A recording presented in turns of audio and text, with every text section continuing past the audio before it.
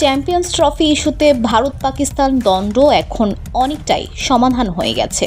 ভারতের প্রস্তাবিত hybrid model মেনে নিয়েছে পাকিস্তান। বিপরীতে ভারতকে আপস করতে হয়েছে পাকিস্তানের দাবির প্রেক্ষিতে।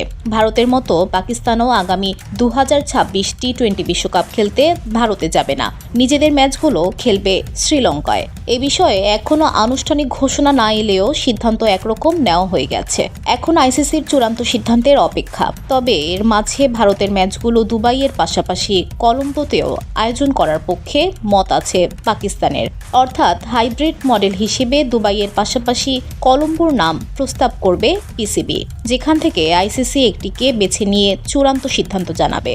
ভারত অবশ্য সংযুক্ত আরব আমিরাতে ম্যাচ আয়োজনের ব্যাপারে বেশি আগ্রহী, কেননা দেশটিতে প্রচুর ভারতীয় থাকে। তাছাড়া বিশ্বের অন্যতম আকর্ষণের জায়গা এখন দুবাই, যে কারণে এখানে ম্যাচ আয়োজন করলে লাভের সম্ভাবনাও বাড়বে। আর এইসব বিবেচনা নিয়েই দুবাইয়ে খেলার পক্ষে Bharat.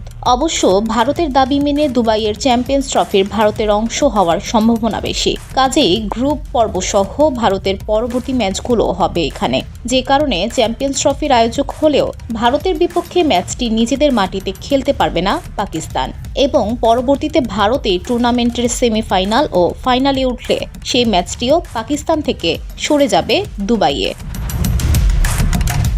VOD Bangla news desk.